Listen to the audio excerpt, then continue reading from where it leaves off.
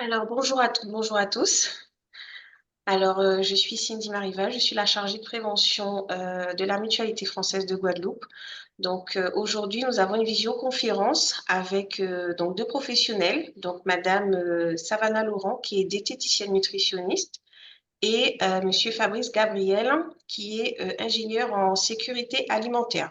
Donc, nous vous remercions d'être présents avec nous. Nous remercions également les participants qui sont en direct avec nous.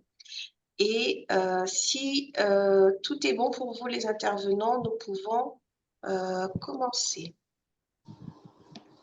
Très bien. Merci déjà pour cette présentation. Oui. Alors, Oui, allez-y. allez-y, Madame Laurent. Oui, ben écoutez, donc effectivement, il voit la diapo actuelle ou pas? Hum, Le titre?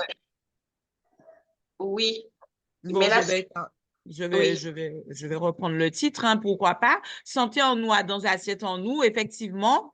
Moi, j'ai coutume de dire que on est un petit peu ce qu'on mange, c'est-à-dire qu'effectivement, nos cellules vont se nourrir de ce qu'on va leur apporter et on aura une efficacité et voilà, un fonctionnement général qui est quand même un peu, qui reflète un peu ce qu'on mange. Voilà. Donc, aujourd'hui, on est sur un décryptage des étiquettes alimentaires. Mais avant, je vais quand même me présenter. Voilà, je suis Savannah Laurent, diététicienne nutritionniste. Donc, un diététicien, c'est quelqu'un qui sait de quoi sont composés les aliments. Et nutrition, c'est le lien entre l'alimentation et la santé. Donc, en étant diététicien nutritionniste, je pourrais conseiller des personnes qui ont un problème de santé lié à l'alimentation, comme le diabète, l'hypertension, le surpoids ou l'obésité, et également, comment dire, l'hypercholestérolémie. Ça peut être aussi de la constipation, des ulcères gastriques, enfin bon, voilà, tout un tas de choses. Mais aujourd'hui, on va décrypter les étiquettes. Et j'aimerais quand même dire en introduction que effectivement, en Guadeloupe, aux Antilles, mais particulièrement en Guadeloupe, on a une prévalence assez importante d'obésité et de diabète et tout ce qui est un petit peu relié à ces deux pathologies. Et c'est en général, la cause principale, c'est un excès de graisse ou de sucre. Je parle bien d'excès, c'est-à-dire qu'à un niveau équilibré, on n'aura pas d'inflammation dans le corps et on n'aura pas de pathologie. Mais lorsque ça devient en excès, forcément, le corps va stocker, donc soit sous forme de graisse, hein, donc à ce moment-là, on va prendre du poids, ou alors on peut avoir un encrassement de nos artères, d'accord? Donc, c'est bien cela qu'il faut éviter. Il faut savoir que le plus possible, il faudrait essayer de manger des aliments non transformés et des aliments non industriels. Voilà. Mais effectivement, l'alimentation est faite aussi et agrémentée de ces aliments-là. Et donc, pourquoi pas les choisir au mieux? Et c'est pourquoi il y a cette conférence ce soir pour essayer de vous permettre de choisir au mieux vos aliments. Voilà. Donc, comme introduction, je voulais parler de ça. Je ne sais pas si M. Gabriel, vous vouliez rajouter quelque chose en introduction. Je vais rebondir sur ça, c'est très juste, hein. Et je pense que l'intérêt de cette conférence, et c'est vraiment une idée intéressante qui est proposée par la Mutualité française, c'est de comprendre qu'il y a cette caractéristique spécifique à notre île, hein, et aux Antilles d'une façon générale, hein. La Martinique connaît ce qu'elle a également. On est au-dessus de la moyenne concernant finalement, hein, ces maladies qui sont dites cardiovasculaires. Et bien évidemment, c'est lié à l'alimentation. Donc ça veut dire qu'il y a quelque chose qui se passe chez nous et qui favorise malheureusement ces maladies qui sont donc plus importantes chez nous qu'au niveau national. Et alors, c'est lié à plein de choses, hein. C'est lié à l'histoire, parce que on a dû consommer des aliments qui étaient importés dès le départ pour des manques de conservation.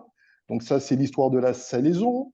Il fallait consommer ces produits effectivement souvent très riches en sel. On nous a effectivement, on s'est habitué à manger aussi très sucré.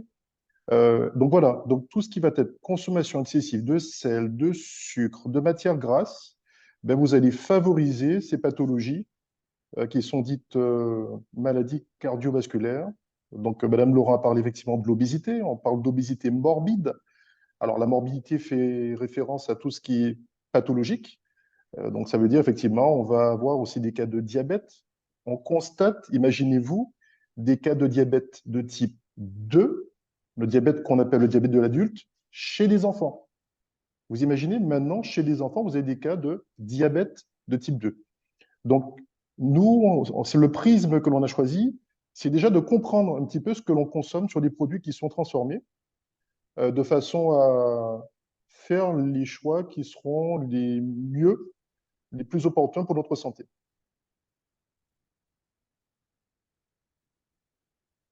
Tout à Voilà. fait. Tout à fait, tout à fait. Donc, ben oui, effectivement. Donc, alors, on va rentrer directement dans le vif du sujet. Je pense que ce qu'on va essayer de voir, en tout cas, moi, au niveau des étiquettes, là, je vais essayer de décrypter avec vous tout, alors, le côté glucides, le côté lipides, le côté sel. Voilà. Et donc, bien évidemment, vous aurez une partie avec Monsieur Gabriel où il verra tout ce qui est additif, etc. et qu'il pourra rebondir aussi sur ce que je dis. Alors,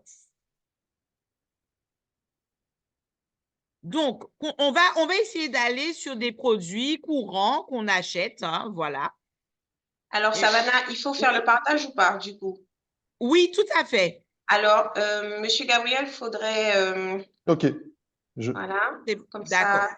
ça permet à Savannah Il n'y a pas de souci. Je mets ça tout de de mettre suite. son support.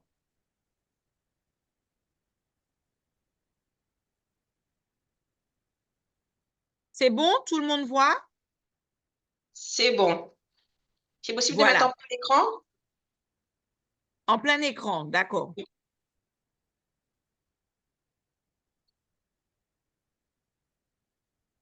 Plein écran, plein écran. Diaporama. OK.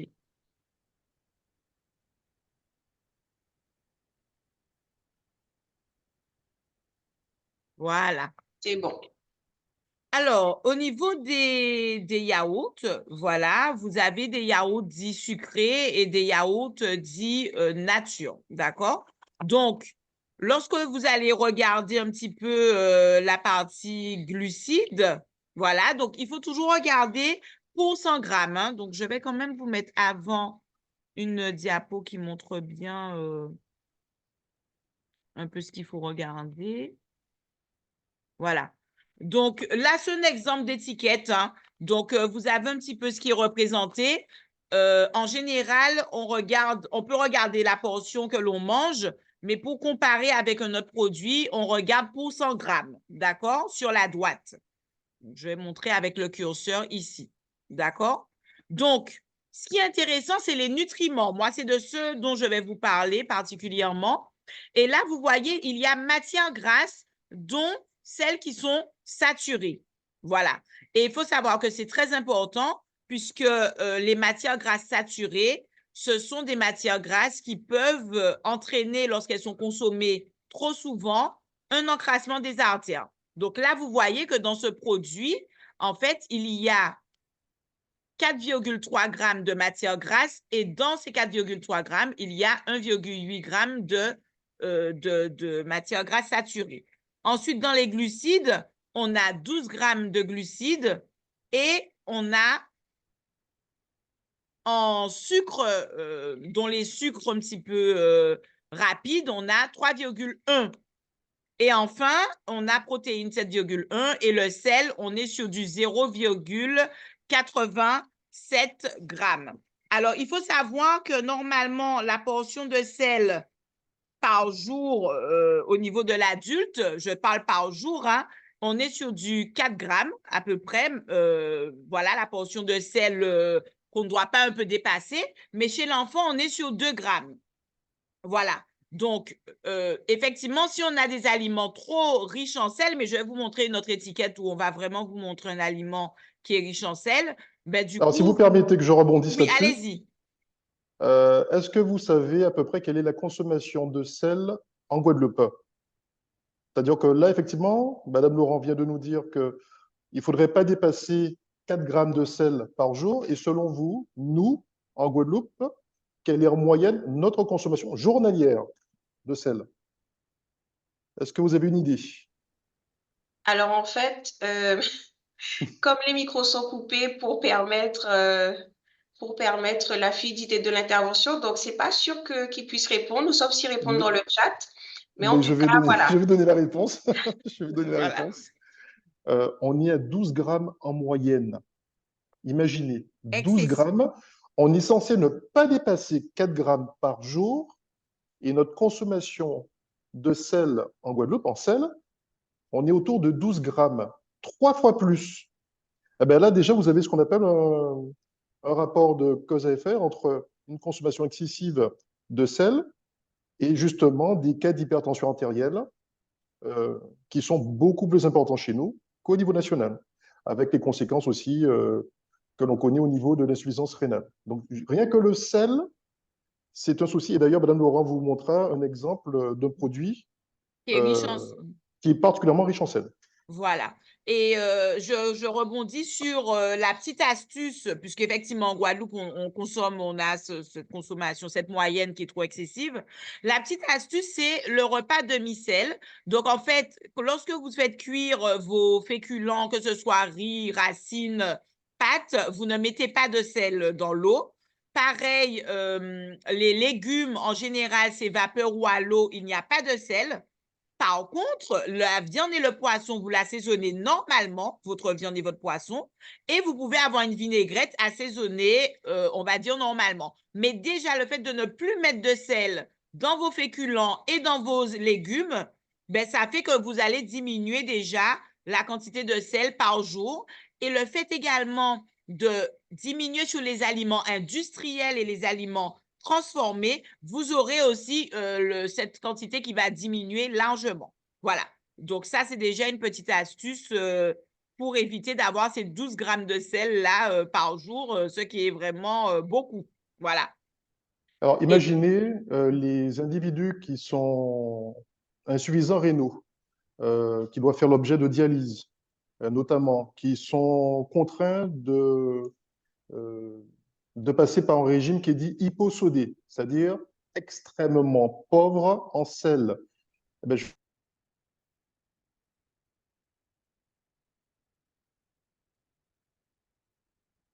il n'est plus là. Donc, je vais prendre le relais et puis on va continuer après avec lui. Donc, on continue sur décrypter les étiquettes. Alors là, Oui. je vous ai pris une étiquette de jus de fruits. D'accord? À gauche, vous avez un jus de fruits qui est riche en sucre parce que, regardez, en termes de glucides, vous avez quand même 16 grammes de sucre. D'accord? Donc, 16 grammes de sucre ajouté. Alors, il faut savoir que les jus, ce qu'il faudrait, c'est que ce soit inférieur à 12 grammes. Ça, vous pouvez le noter quand vous regardez une étiquette de jus. Ça doit être inférieur à 12 grammes pour 100 millilitres. Pourquoi? Parce que 12 grammes, ça se rapproche du sucre d'un fruit. Donc, quand vous regardez les étiquettes, vous voyez là, à gauche, il y a trop de sucre dans celui qui est à gauche. Par contre, celui qui est à droite, on est à 9,4, voilà, dont les sucres, forcément, c'est presque que du sucre rapide. Donc, le sucre rapide se rapproche, 8,7 se rapproche de 9,4, hein, puisque c'est pratiquement que du sucre rapide. Mais en tous les cas, là, vous voyez, là, c'est un jus d'orange, pulpe d'orange. Mais vous verrez, c'est plutôt dans les purs jus de fruits que vous allez retrouver une quantité raisonnable de sucre, de glucides. Donc, je vous rappelle simplement quand vous achetez vos jus, la quantité de sucre doit être inférieure à 12 grammes. Ensuite, je vais vous montrer maintenant les biscuits. Alors là, vous avez des biscuits sucrés Et on va regarder ensemble matière grasse, glucides et sel. Donc là, au niveau de ce biscuit, donc on va regarder pour 100 grammes, hein, d'accord? On va regarder pour 100 grammes. Vous avez en matière grasse 4,7 grammes de matière grasse, dont 1 gramme qui est saturé. Ça, c'est le biscuit sucré. Ensuite, en glucides, vous avez 79,9 grammes pour 54,5 de sucre rapide. Donc, on a les sucres lents, on a les sucres rapides. D'accord? Et donc là, je vais vous montrer, et en sel, on a 0,09. Je vous montre par rapport à un biscuit connu sur la place publique, qui est un biscuit diététique. D'accord? Ici, en matière grasse, pour 100 grammes, on a 23, oui, de matière grasse pour 11 grammes de saturé. Donc, je vais revenir sur la précédente diapo.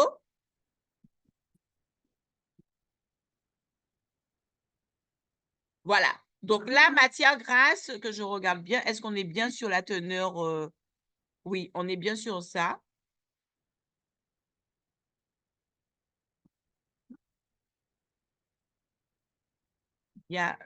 J'ai des petits doutes. Donc là, on voit que le premier biscuit a quand même moins de gras, hein, d'accord? C'est ce qui est noté, en tout cas. On voit que le premier biscuit a moins d'acide gras saturé. Je regarde au niveau du biscuit ici. Effectivement, on a 11 grammes d'acide gras saturé dans celui-là. On regarde les glucides. Pour 100 grammes, on a 62 grammes de glucides, dont 34 grammes de saturé.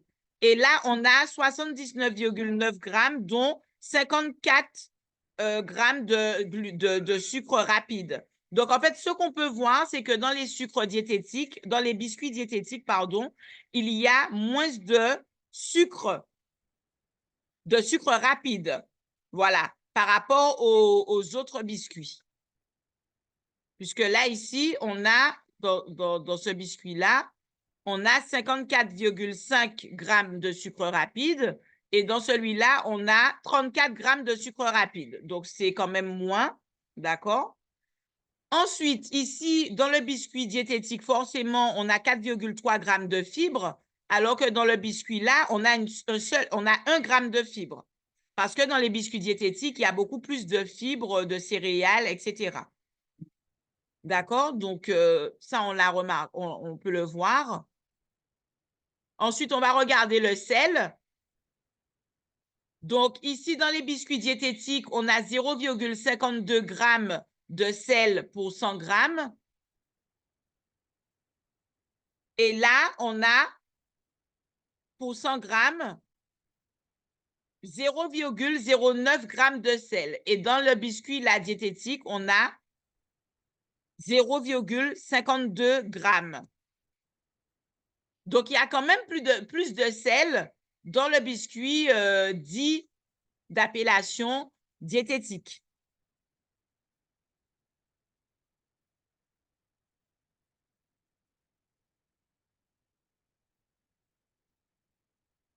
Alors, ensuite, qu'est-ce qu'on peut regarder encore? La protéine. Donc, pour 100 grammes, on a 7,2 grammes pour le biscuit sucré. Pardon, excusez-moi. Et pour le biscuit diététique, en termes de protéines, on a 7,6 grammes. Donc, au niveau des protéines, ça se ressemble un petit peu. Donc, la conclusion qu'on peut quand même donner, c'est que dans les biscuits, vérifiez quand même les acides gras saturés, puisque ce n'est pas parce que c'est diététique que c'est allégé en acides gras, en matière grasse. Cela dit, en général, les biscuits diététiques ont beaucoup moins de sucre rapide, d'accord? Moins de sucre rapide et beaucoup plus de fibres par rapport aux autres biscuits. Voilà, c'est ce qu'il faut retenir, en tout cas, sur ces deux étiquettes. On a vu pour le jus, maintenant pour les yaourts.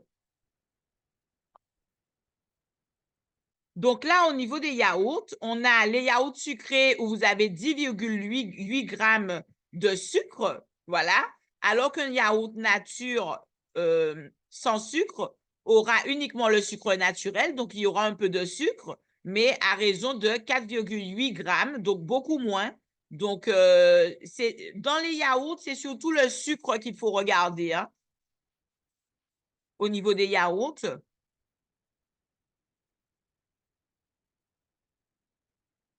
Et donc, au niveau des calories, forcément, le yaourt sucré a plus de calories que le yaourt nature sans sucre.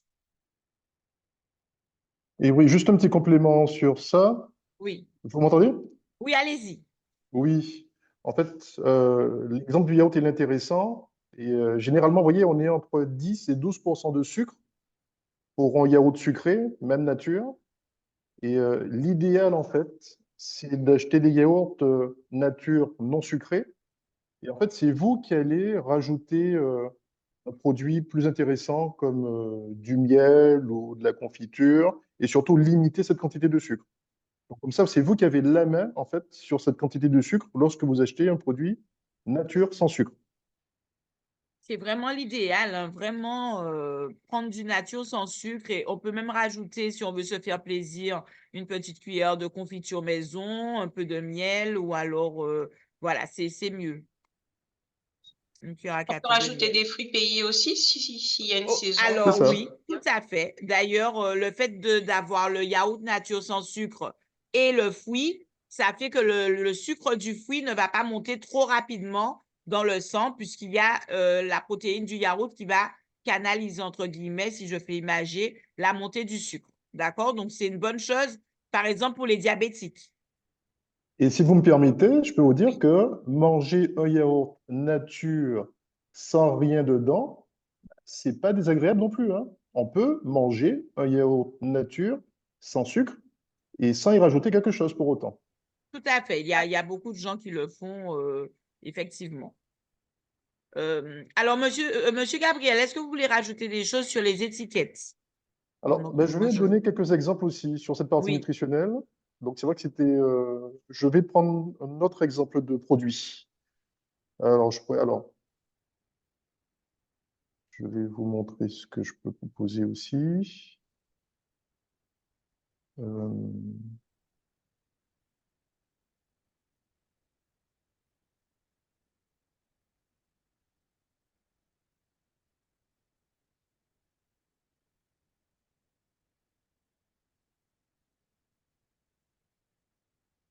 alors, vous me voyez là?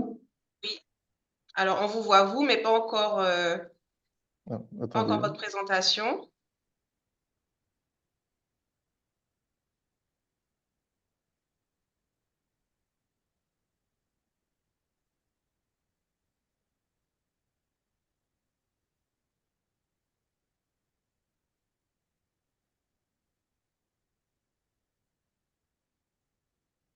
Vous voyez la présentation? Alors, ça charge.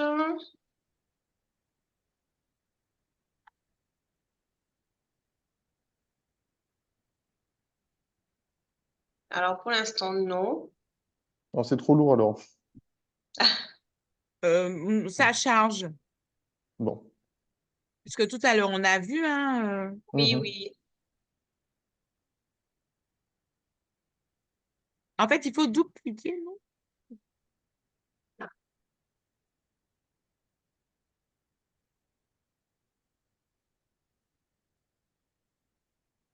Attendez, je vais réessayer. Voilà, réessayez pour voir. Donc, je vais profiter de ce temps pour dire que voilà, que si les participants ont des questions, donc ça sera à la fin. Et s'ils ont des questions qui leur viennent maintenant, qu'ils n'hésitent pas à inscrire dans le chat et on reviendra dessus à la fin.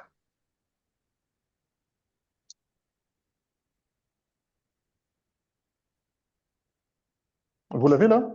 Alors Oui, c'est oui, bon. c'est bon. Si c'est possible de mettre en plein écran, en mode diaporama, Bien sûr.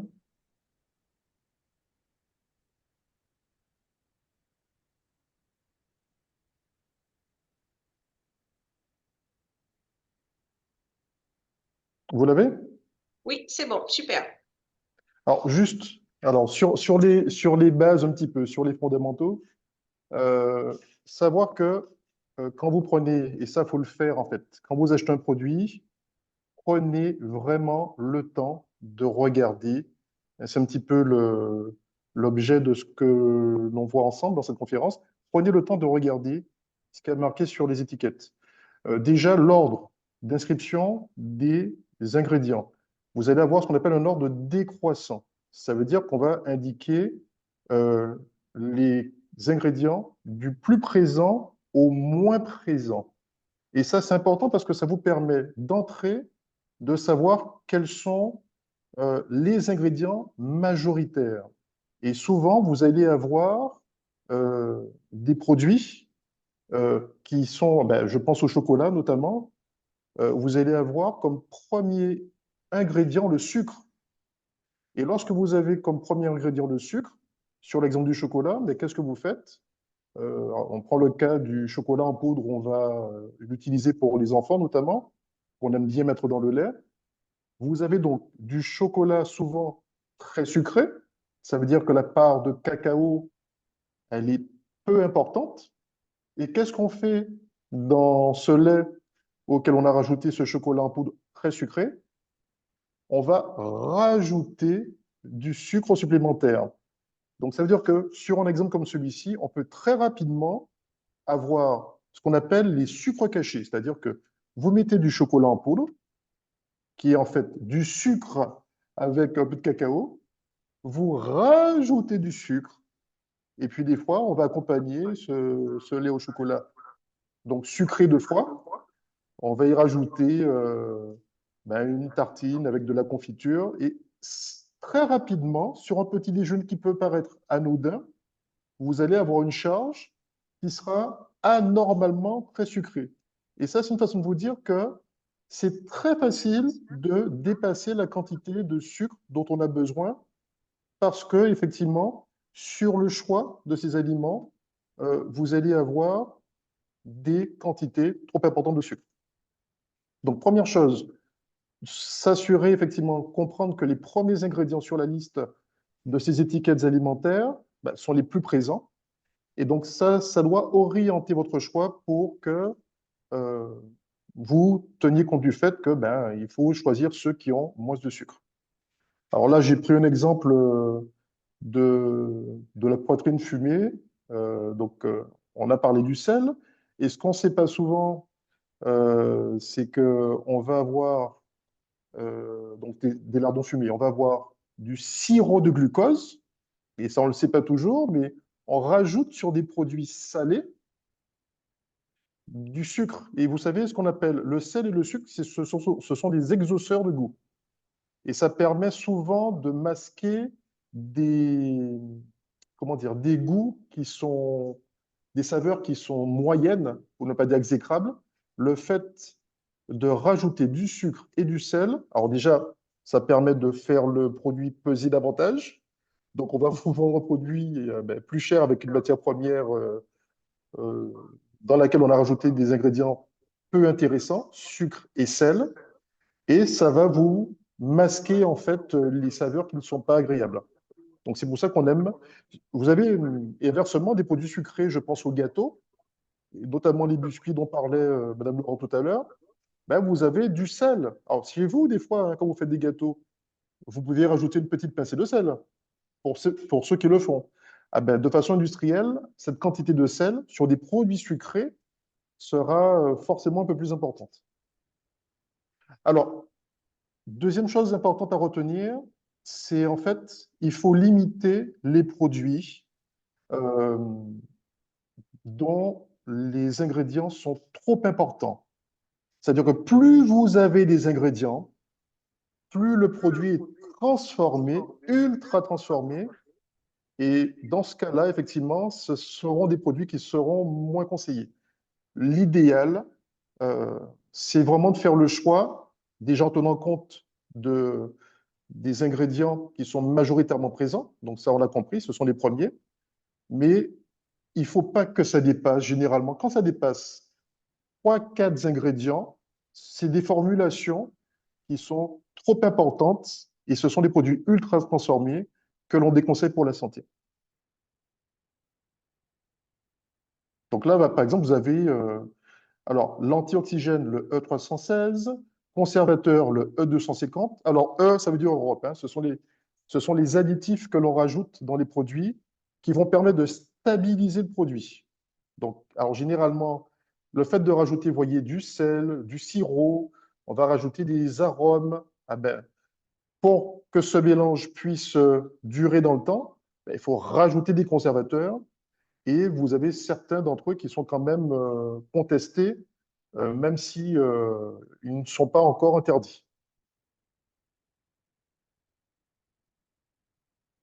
Alors, je voulais vous montrer. Un petit mot donc, sur les informations que l'on peut avoir, les dates limites. Donc ça, c'est important. C'est important, les dates limites de consommation. Ça, c'est pour les produits frais. Donc, date limite de consommation, ça signifie que vous avez une date à partir de laquelle on est censé ne plus consommer le produit. Le fabricant ne garantit plus la qualité sanitaire du produit. Donc ça sert à ça, hein. D'ailleurs, lorsqu'on fait des contrôles, si dans les grandes surfaces, on trouve des produits dont cette date est dépassée, on peut sanctionner. DLUO, c'est pour date limite d'utilisation optimale. Là, c'est lorsque les produits, effectivement, euh, on peut garantir cette qualité sanitaire après la date. Alors, peut-être pas la qualité nutritionnelle. Cela signifie qu'il y aura peut-être moins de vitamines. Le produit, peut-être, il va devenir, si ce sont des fruits au sirop, les fruits seront un petit peu plus pâteux. Mais d'un point de vue sanitaire, c'est-à-dire au niveau de la santé, hein, vous ne pourrez pas avoir de risque de présence microbienne, par exemple. Donc voilà, ça fait partie des éléments qu'on doit retrouver sur le produit.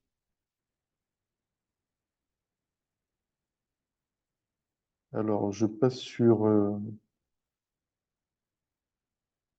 Ah oui, donc sur cette partie-là, les composés alimentaires énergétiques, ça, on l'a un petit peu abordé avec Madame Laurent. Donc, c'est la façon dont on est censé apporter les nutriments, les composés alimentaires dont le corps a besoin.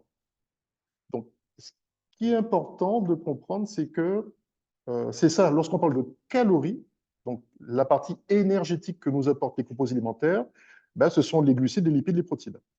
Donc, on est censé consommer essentiellement des glucides. Alors, lorsqu'on dit glucides, c'est essentiellement des sucres lents. Donc, on est en moyenne autour de 55%. Alors, les lipides qui correspondent au corps gras, c'est 30%, sachant que les lipides, en fait, sont beaucoup plus énergétiques que les glucides ou les protides. Donc, les protides, c'est tout ce qui est euh, côté animal, donc la viande, le poisson, le jambon. Côté végétal, c'est ce qu'on appelle les légumineuses. Donc, les pois cassés, les lentilles, les haricots rouges, etc. Donc, les lipides, vous allez avoir une quantité, un apport énergétique plus important. Regardez, 1 gramme de lipides apporte 9 kilocalories, tandis qu'un gramme de glucides ou 1 gramme de protéines apporte 4 kilocalories. En fait, c'est comme si on comparait euh, l'essence que vous mettez dans la voiture et le kérosène pour les avions. C'est-à-dire que vous allez avoir un produit beaucoup plus énergétique qui permet de faire décoller les avions. Et en fait, c'est pour ça qu'on stocke.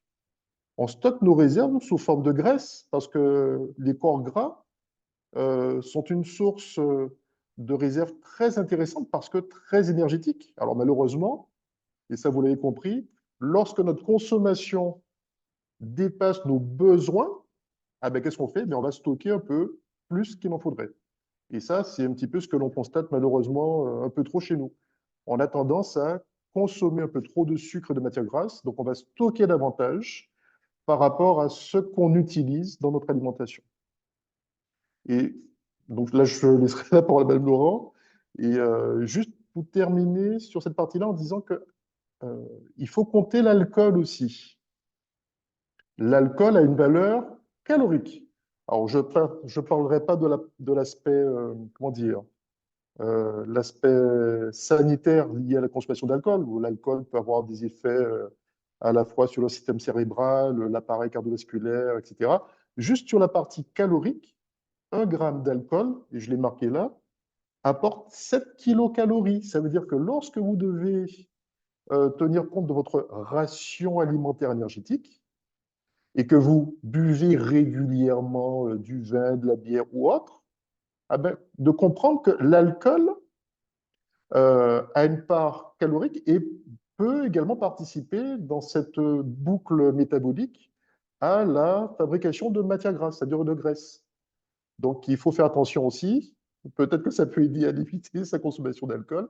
L'alcool participe également à cette ration énergétique qui peut être trop importante pour l'homme et la femme.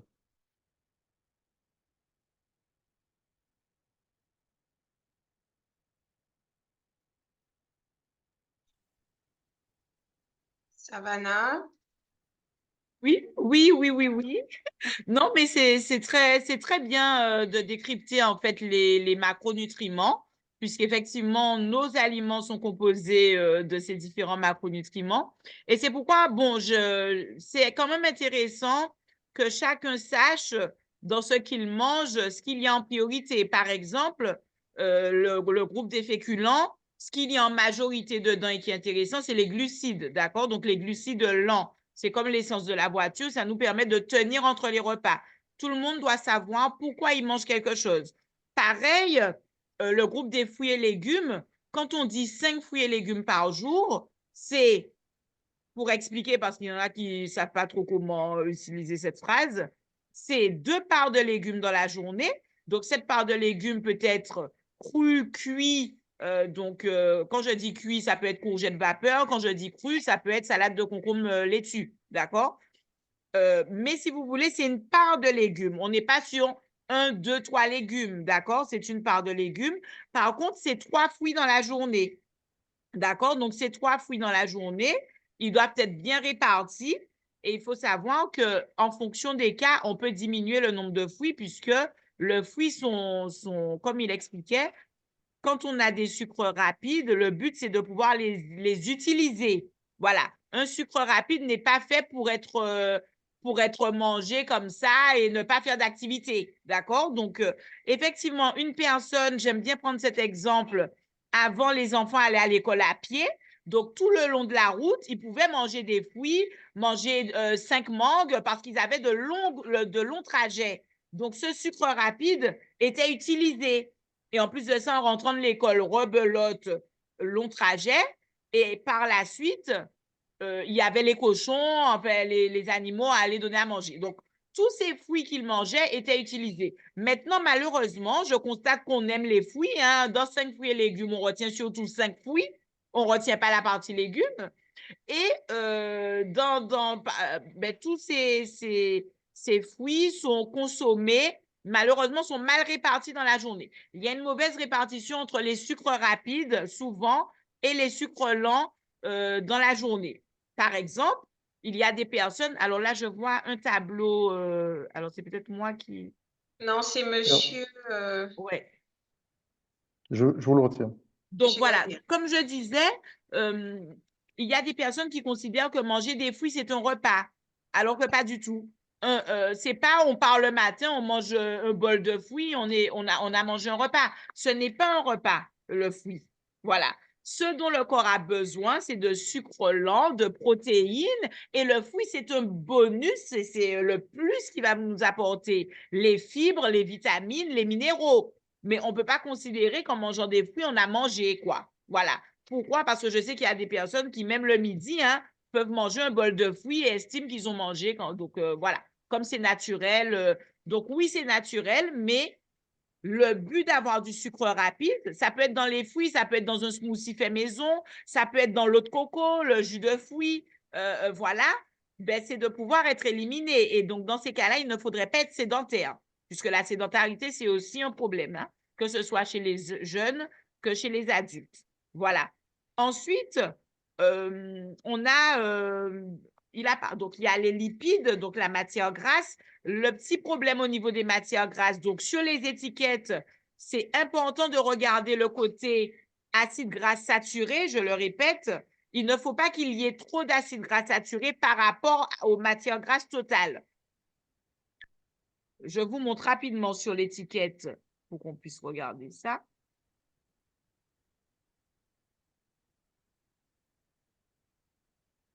Vous voyez là, sur l'étiquette, ah non, vous ne le voyez On pas, voit je pas encore, partage. non. OK.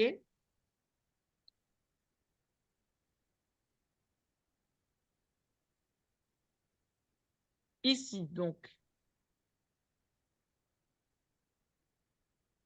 Ici, là, vous voyez, vous allez voir apparaître matière grasse 15 grammes, dont saturé 6,3. Normalement, il faut vraiment avoir moins que la moitié. On doit être vraiment sur le tiers, en fait, en termes de matière grasse saturée maximum. Voilà. Et pour éviter. Je t'appuie parti.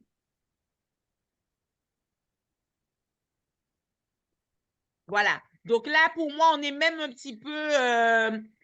Bon, ah ben voilà. Donc on est là maintenant sur 100 grammes. Mais pour moi, on est même un petit peu trop sur ce produit-là en termes de matière grasse saturée. D'accord? Puisqu'il faut toujours comparer par rapport à la valeur totale de matière grasse. Alors, si je peux rebondir Oui. sur cette partie-là, alors il faut comprendre que Là, côté, vous voyez, on n'a pas beaucoup.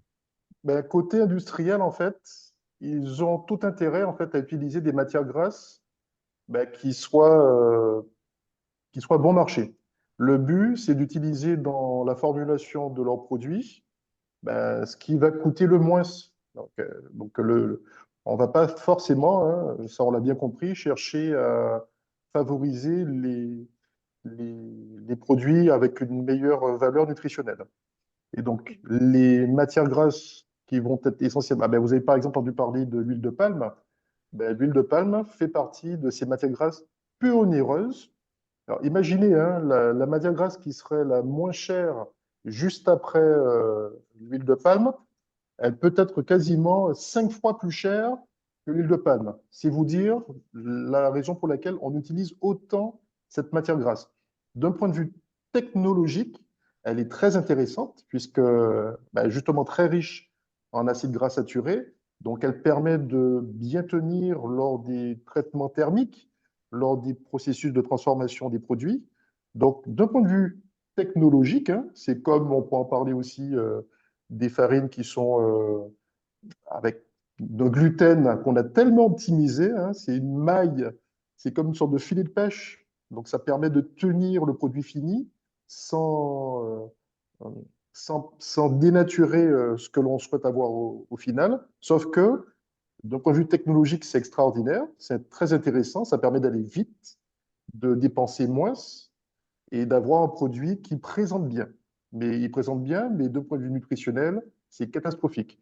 Et c'est pour ça que, là encore, hein, sur la plupart de ces produits transformés, on va utiliser de la matière grasse. Vous verrez essentiellement ce type de matière grasse eh ben, riche en acides gras saturés. Bien évidemment, c'est les acides gras qui vont favoriser, ben, vous savez, cette formation de plaques d'athérome au niveau de nos artères, et favorisant ben, tout ce qui est Je vais. artériosclérose, C'est ça. notamment. C'est ça. Ah ben voilà, ça c'est joli ça. Voilà, donc là, on est à l'intérieur d'une artère pour illustrer un peu ce que M. Gabriel dit. Et là, c'est une personne qui, ben, à force que le sang et tout cet excès, des fois, voilà, qui circule, ça va s'accrocher ici à la paroi de l'artère et commencer à remplir l'intérieur de l'artère. Et là, ici au milieu, c'est le petit espace qu'a le sang pour passer. Donc, cette personne-là, comprenez bien qu'elle souffre aussi d'hypertension, puisqu'on a une pression qui est exercée dans l'artère par le sang, en fait, hein, qui va appuyer contre la graisse qui elle-même va appuyer contre la paroi de l'artère. Ici, on a une artère qui est vraiment en souffrance, c'est-à-dire que c'est une personne voilà, on a cet excès de graisse qui en plus reste là, voilà. Et donc par la suite, en imagé, ça donne ça. Voilà, donc on a des artères comme ça qui peuvent s'encrasser jusqu'à vraiment avoir une obstruction et après, on peut avoir la formation d'un caillot qui va éclater ici, comme vous le voyez. Et ce caillot peut monter avec la pression au niveau des veines du cerveau et créer un AVC, accident vasculaire cérébral. Donc, sans arriver jusque-là, ce qu'il faut comprendre, c'est que en termes de matière grasse, les bonnes graisses, on va les retrouver dans le poisson, dans l'avocat, dans tout ce qui est huile crue, le beurre cru, d'accord? Donc, pourquoi pas, au lieu d'avoir tout le temps des fricassés, ragoûts, viande en sauce, avoir une viande grillée ou avec la plancha ou au four et rajouter une sauce chien, pourquoi pas, puisque la sauce chien, elle est crue, plutôt que de tout le temps faire revenir des sauces comme ça, et ce qui entraîne des graisses saturées. On a bien sûr les graisses cachées qu'on va retrouver dans les pains briochés, les pains viennois. Donc, on n'en a pas parlé, mais attention, tous ces pains qui ont ce goût savoureux, on peut dire qu'il y a un ajout, hein, Monsieur Gabriel, de graisse. C'est ça. Et je vais essayer de vous montrer d'ailleurs un Voilà, ben exemple super. euh, sur cette partie-là, précisément,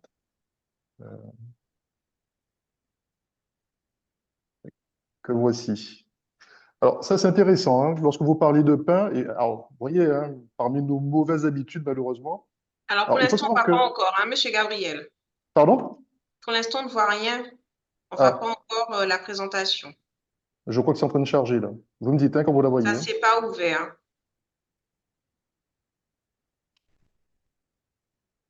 Non. Toujours pas? Recliquez dessus.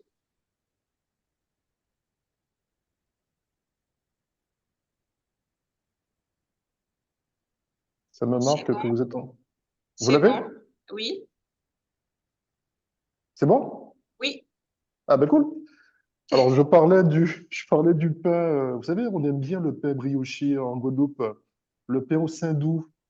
Alors, ce qu'il faut savoir déjà, lorsqu'on parle de pain, c'est une définition réglementaire précise. Le pain, c'est de la farine, de l'eau, du sel et de la levure. C'est ça, le pain. À partir du moment où on rajoute de la matière grasse, ce n'est plus du pain.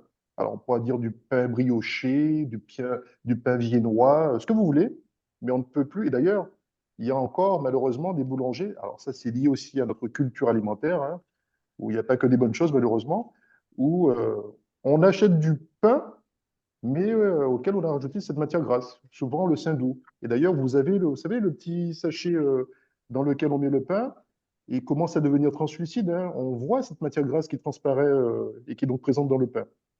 Donc, normalement, si vous achetez du pain, il ne doit pas y avoir de la matière grasse. Et s'il y a de la matière grasse, il faut que ce soit précisé. Ça, c'est important. Et sur l'exemple, allez-y. Non, non, je vous Ah, écoute. pardon. Et sur l'exemple que vous voyez affiché, ben, le pain de mie, le pain de mie, le pain de mie, en fait, c'est du pain auquel on a rajouté de la matière grasse. Et si vous regardez la première colonne, vous allez voir que on va avoir une quantité énergétique qui est beaucoup plus importante, simplement parce que on y a rajouté de la matière grasse. Hein. Rappelez-vous ce qu'on a vu tout à l'heure. Vous allez avoir pour 1 gramme de lipides, donc 9 kilocalories. Donc c'est beaucoup plus énergétique.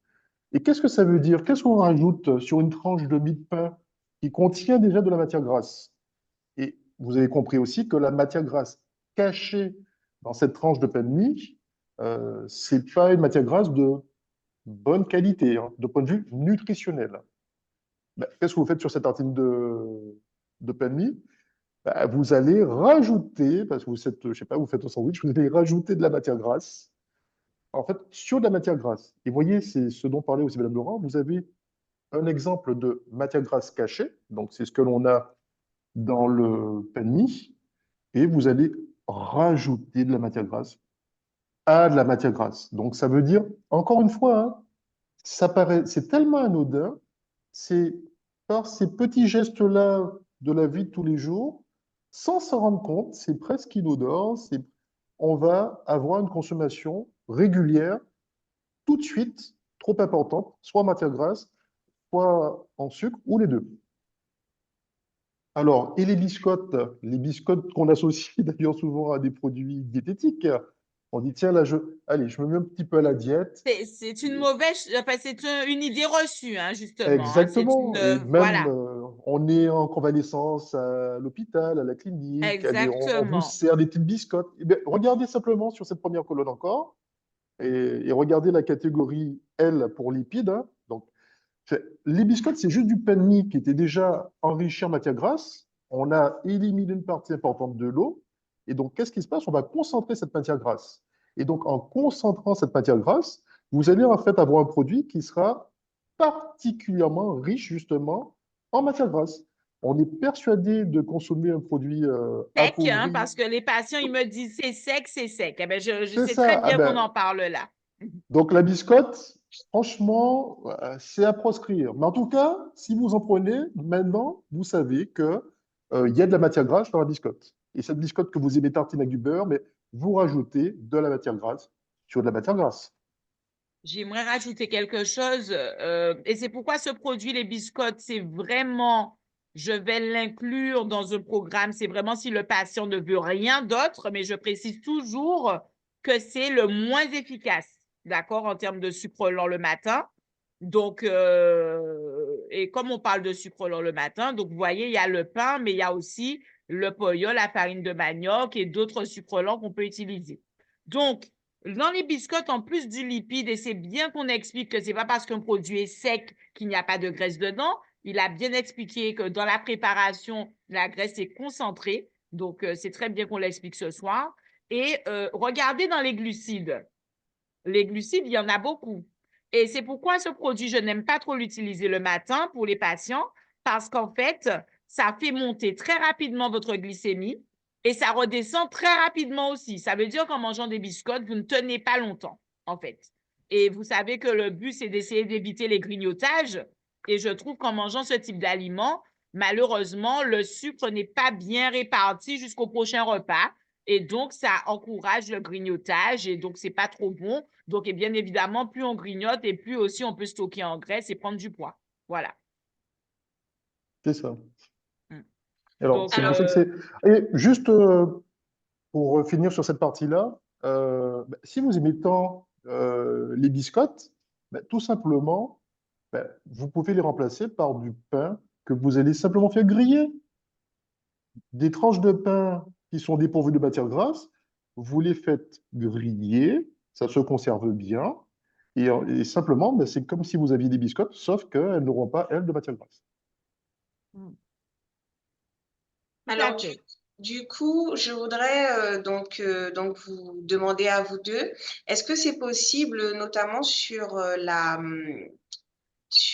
un des exemples de Savannah, est-ce que c'est possible de, comment dirais-je, faire un focus sur tout ce qui est sucre? Donc, il y a sucre, il y a sirop de fructose, glucose, et il y a l'aspartame, il y a xylitol, si je ne me trompe pas. Enfin, voilà, il y a beaucoup de noms pour, qui sont attribués. Donc, est-ce que c'est possible euh, d'expliquer aux participants quels sont les produits, en fait, au moment du décryptage de l'étiquette, quels sont les produits à privilégier, à éviter pour une meilleure consommation? Alors, il y a beaucoup de. Oui, alors, oui, parce que moi, du coup, qu'est-ce que. Ah. Oui, je peux commencer? Oui, allez-y, allez-y. Alors, simplement, je commencerai en disant que, alors, il y a un produit qui est très à la mode, hein, ce sont les édulcorants. Alors, il y en a de toutes sortes, hein, on connaît l'aspartame notamment, hein, l'un des plus connus. Alors, ce qu'il faut savoir, c'est que alors, c'est très à la mode parce qu'il n'y a pas de valeur calorique au niveau des édulcorants. Donc, c'est pour ça que lorsque vous avez des sodas aussi marqués zéro sucre, donc vous allez avoir une perception du goût sucré, mais sans la part calorique. Donc, sur le papier, théoriquement, c'est quelque chose d'intéressant, hein. On peut se dire, grâce aux édulcorants, je vais pouvoir consommer des produits sucrés, entre guillemets, enfin, qui me donnent l'impression de manger sucré, sans l'inconvénient de l'aspect énergétique du sucre. Alors, c'est un petit peu plus complexe que ça. Euh, En fait, les édulcorants, et je prends le cas de, il y a l'aspartame, l'acésulfate de potassium, euh, en fait, ce pas des produits anodins. Et mine de rien, qu'est-ce qui se passe lorsque vous apportez à votre organisme un produit ayant le goût sucré, mais sans le sucre, ben, ça veut dire que vous allez, en quelque sorte, feinter la présence de sucre dans votre alimentation. Donc, vous faites croire, en fait, à votre corps que vous avez apporté du sucre, et lui, ben, il se prépare, de point de vue physiologique, à métaboliser le sucre pour l'utiliser. Ben, d'une certaine façon, de point de vue physiologique, ça crée une sorte de frustration, c'est-à-dire que le corps était en attente de sucre parce que vous lui avez donné l'information sucre, mais ce n'était pas du sucre. Alors, généralement, ce qui se passe lorsqu'on prend trop l'habitude de consommer ces produits avec des édulcorants, ben, tout simplement, quand vous allez manger par la suite un repas normal avec du vrai sucre dedans, ben, le corps peut prendre l'habitude de stocker davantage parce qu'il s'est dit, ben, il était en attente de cette quantité de sucre qu'il n'a pas reçue, ben, il va compenser sur l'alimentation suivante pour rattraper hein, cette fausse information qu'il a eue précédemment. Donc en fait, faut faire attention en fait avec les édulcorants. C'est pas des produits anodins et malheureusement on les a trop banalisés parce que il y a un effet de mode forcément. Hein. On est persuadé que on peut manger toutes sortes de produits sans sucre avec édulcorants sans qu'il y ait de risques particuliers sur la santé. Hein. Ce ne sont pas des produits anodins et les voies métaboliques pour les dégrader aussi. Euh, c'est pas des chaînes de dégradation simples au niveau digestif. Donc, j'aime bien dire, je préfère que l'on consomme du sucre classique, mais en très faible quantité, que beaucoup d'édulcorants. Donc, vaut mieux vraiment limiter sa quantité de sucre que de remplacer systématiquement par, euh, par des édulcorants.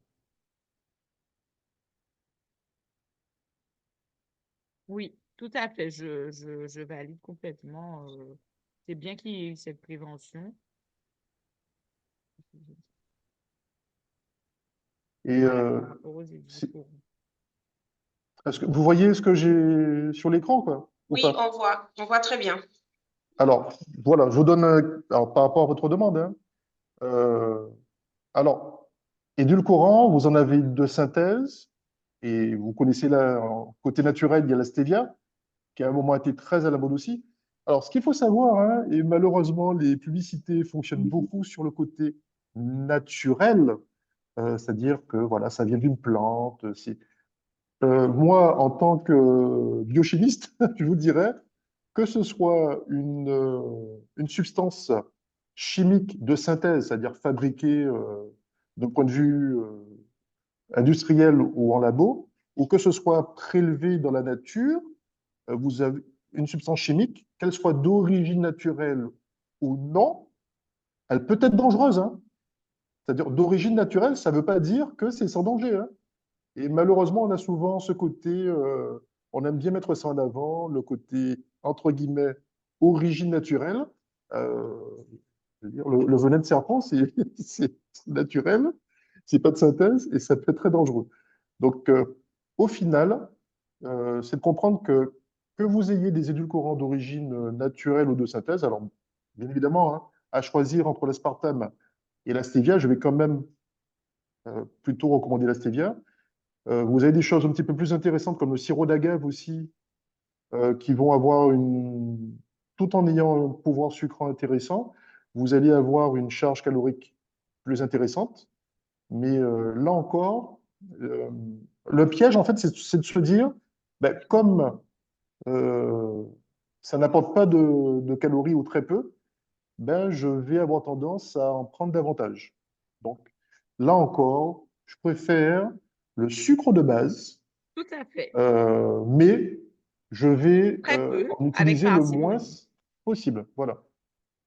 Je suis entièrement d'accord. Moi, même les diabétiques, sincèrement, moi, je leur dis, c'est tolérer une cuillère à café de sucre dans votre café. Moi, ça ne me dérange pas. Ça fait 15 ans que je fais ça. Ils en prennent une cuillère à café, attention.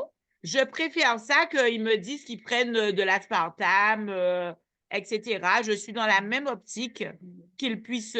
Et puis pareil, quelquefois, ils utilisent aussi du miel. D'accord? Ils peuvent utiliser une cuillère à café de miel. Et, en tout cas, moi, je fonctionne comme ça. Et ben, c'est bien que vous l'ayez en tant que biochimiste, biologiste, je sais pas quoi. Biochimiste, oui. Voilà, biochimiste, c'est bien que vous confirmiez du coup, puisque moi je leur dis bien, même aussi les appellations coca allégé, etc. Voilà. Oui, alors ça, pour moi, alors bien sûr, ce sont. Ah ben tiens, je vais rebondir Eh bien oui, là-dessus, ben ça, vous sur pouvez. des exemples sur les sodas. Voilà. Et c'est très bien que vous ayez parlé du miel, parce que mine de rien, le sucre dont on parle, en fait, c'est un produit transformé, le sucre, hein. Et si vous vous intéressez à la façon dont on. Ben là, en ce moment, on parle beaucoup des cannes. euh, Le entre sucre de canne, vous parlez? Le le sucre de... sucre, alors le saccharose. Alors, ça D'accord. peut être Le sucre le roux? sucre de betterave ou le sucre de canne, c'est du saccharose. La petite différence, c'est que pour le sucre de canne, on va, alors quand il n'est pas raffiné, hein, parce que le sucre de canne raffiné, ben, c'est la même chose que le sucre de betterave. C'est-à-dire qu'on va retirer ce qu'on appelle les impuretés nobles. C'est ce qui donne cette petite couleur euh, issue des tanins de la canne, hein, cette petite couleur ambrée qu'on aime bien. En fait, ce sont les impuretés nobles. Ça représente 1% de l'ensemble. Mais c'est pour dire que euh, à partir du sucre de canne, si au lieu de vendre le sucre de canne tel qu'on l'aime bien et qu'on le vend, on peut rajouter une étape de raffinage. Et le raffinage consiste à éliminer justement ce petit pourcent, ce 1% d'impureté noble. Et là, on obtient du saccharose à 100%. Et là, ben, 100% de saccharose, ça veut dire que ce soit de la canne à sucre ou de la betterave sucrière. Si j'ai 100% de saccharose, au final, l'origine, elle porte peu. Vous voyez, c'est toujours, là, on n'aura que du saccharose.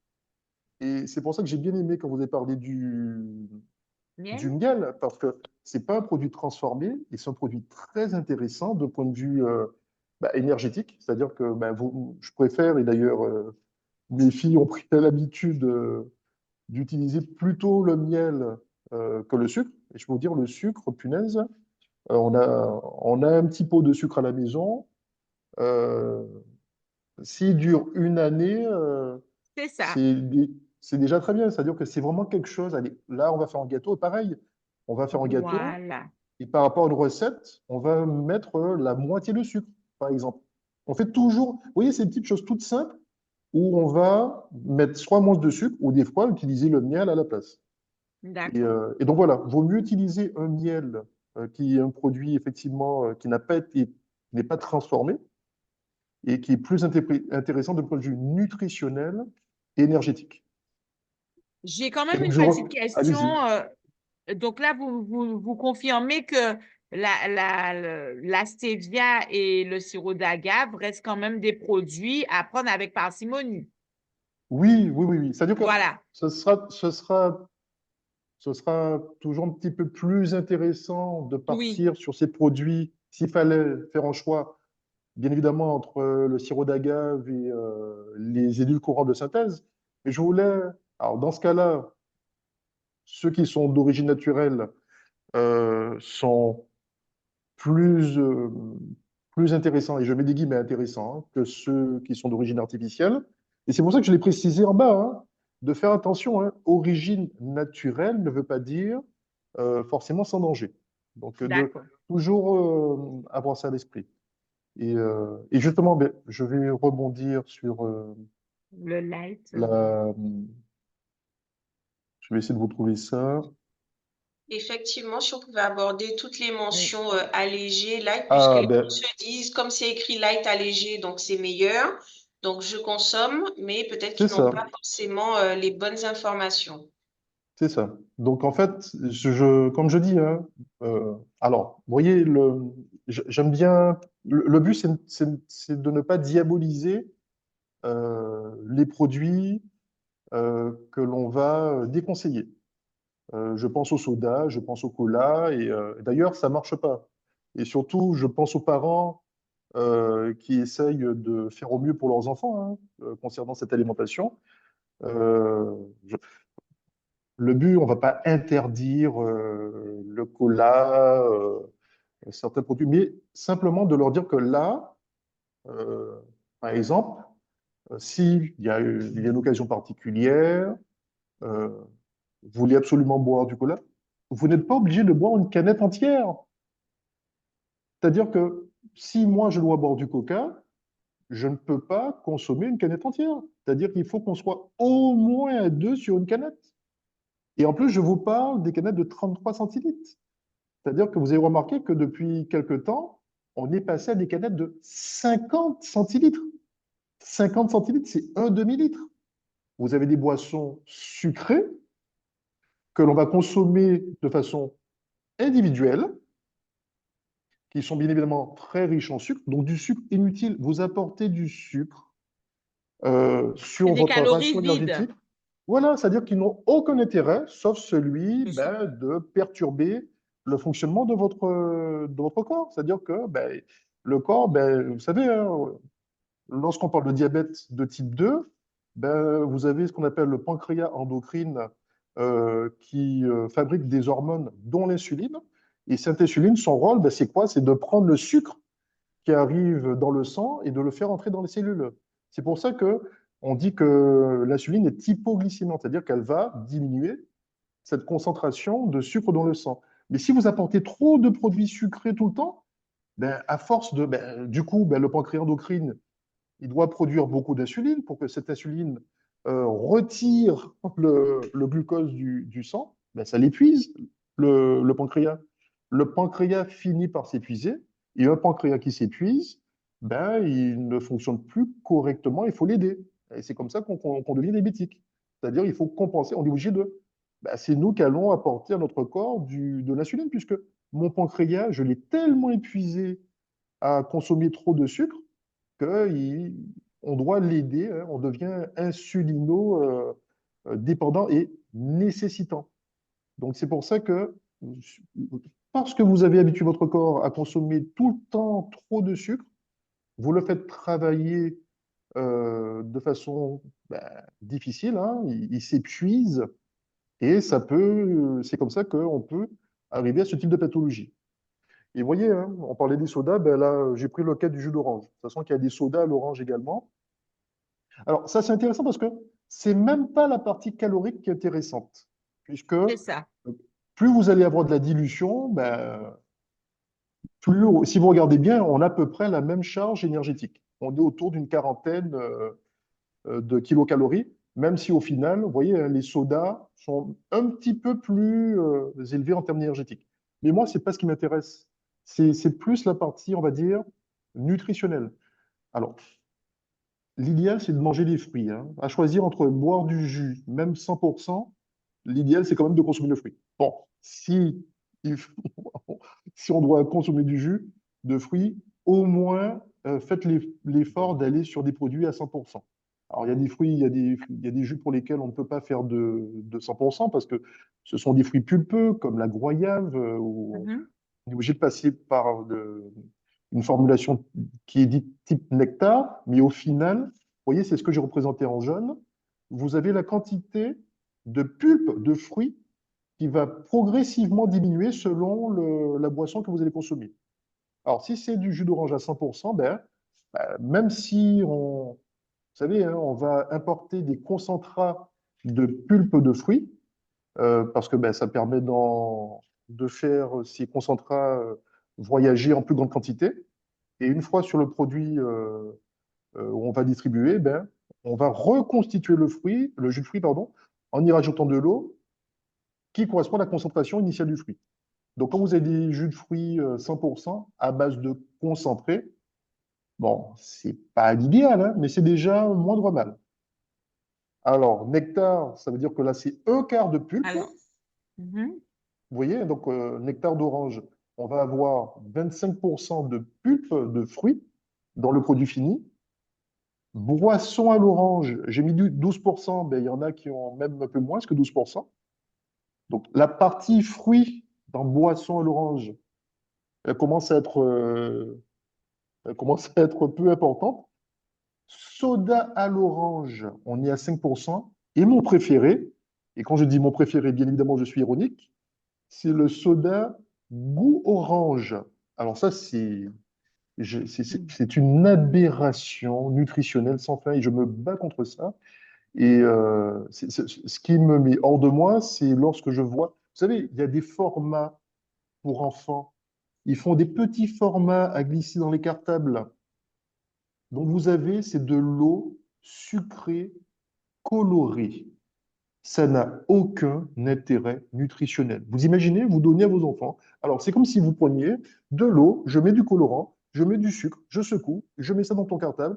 Allez, va à l'école et tu vas boire ça quand tu auras soif. C'est, et, c'est- Mm. et vous avez un petit dessin dessus. Alors, je ne sais pas, il y a des écrits, il y a des écras, vous avez un petit dessin pour les enfants, c'est-à-dire que c'est vraiment fait pour les habituer à consommer ce type de produit.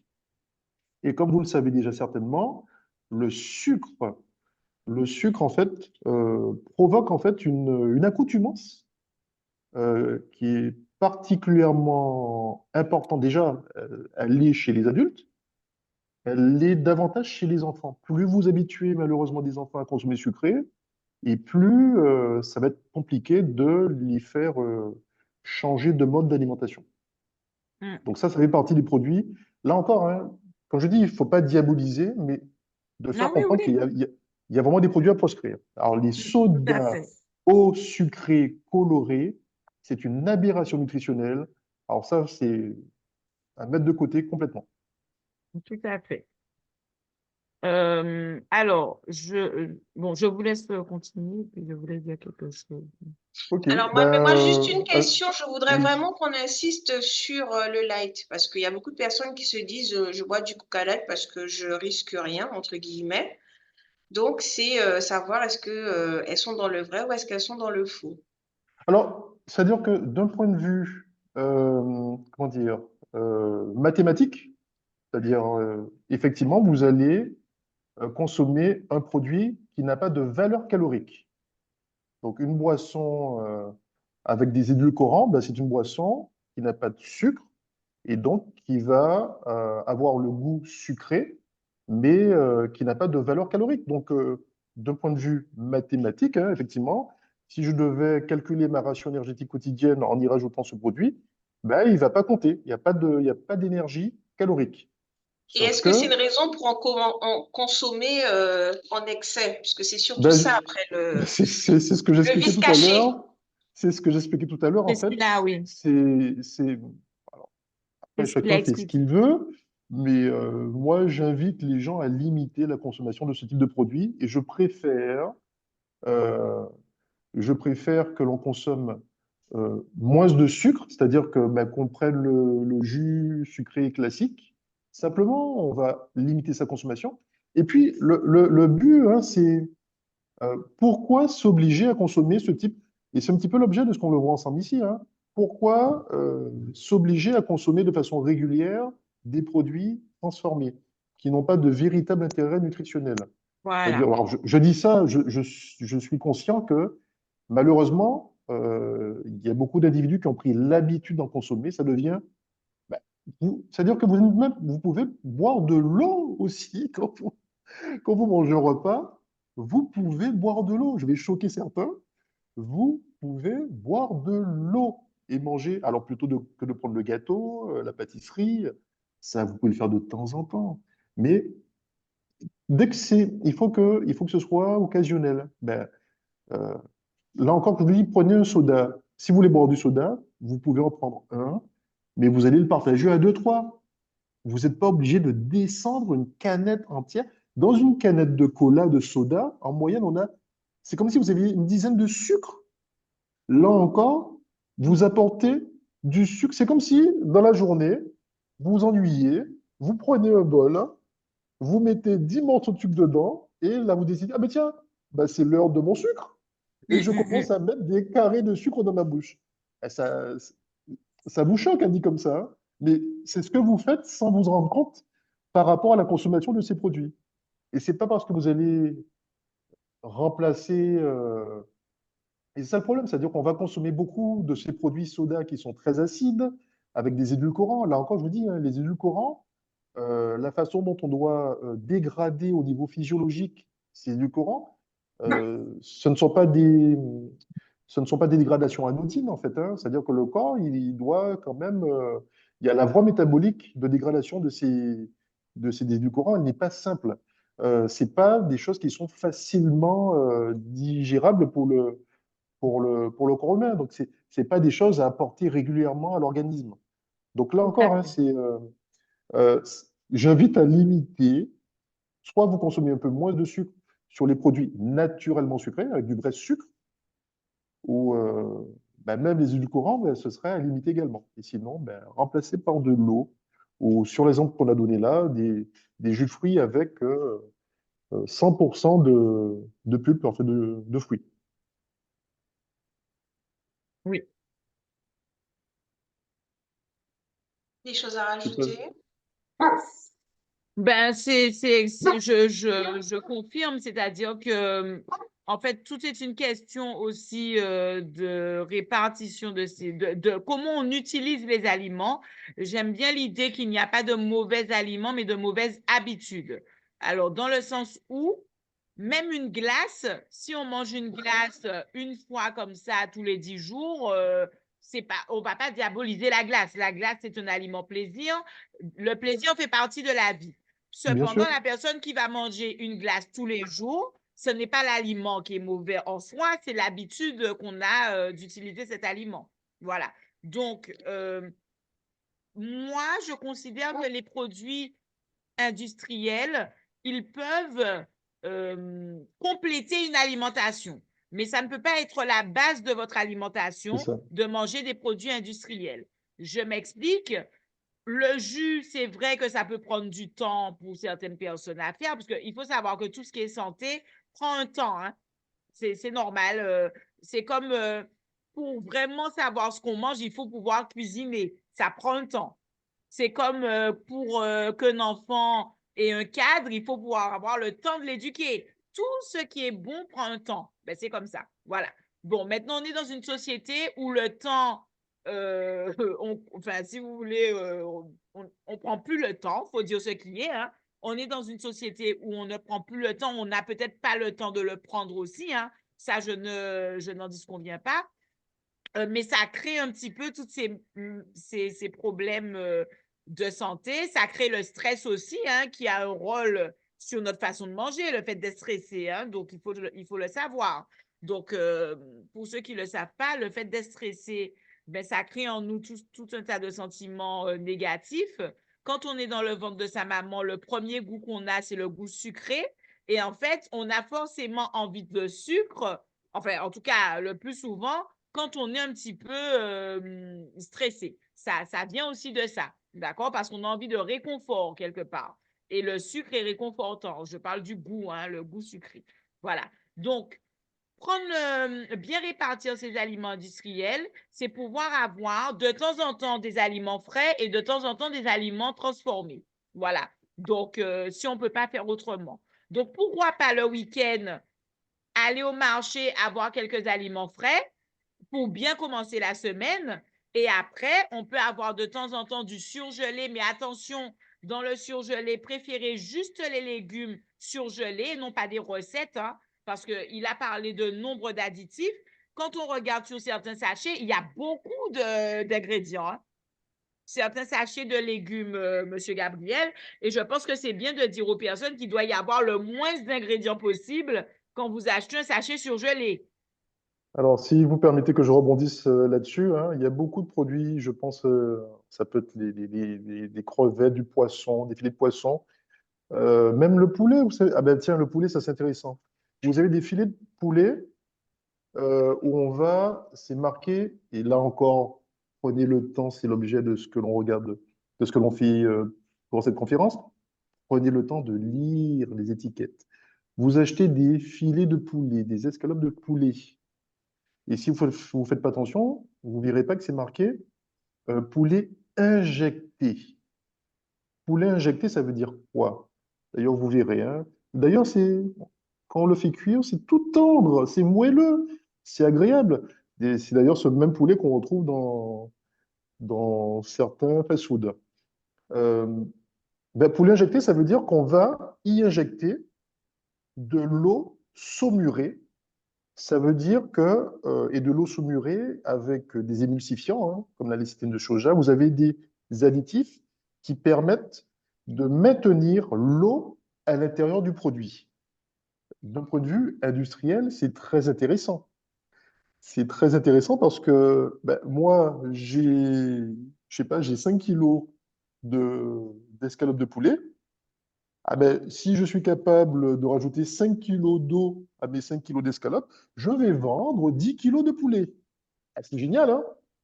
Ben, en fait, on vous vend de l'eau, mais le problème, c'est que pour vous vendre de l'eau, enfin, on vous vend, bien sûr qu'on vous vend le poulet, on vous vend l'eau au prix du poulet, au prix du poulet. Euh, pour que cette eau soit maintenue, ben, il faut y rajouter des éléments qui gardent l'eau à l'intérieur.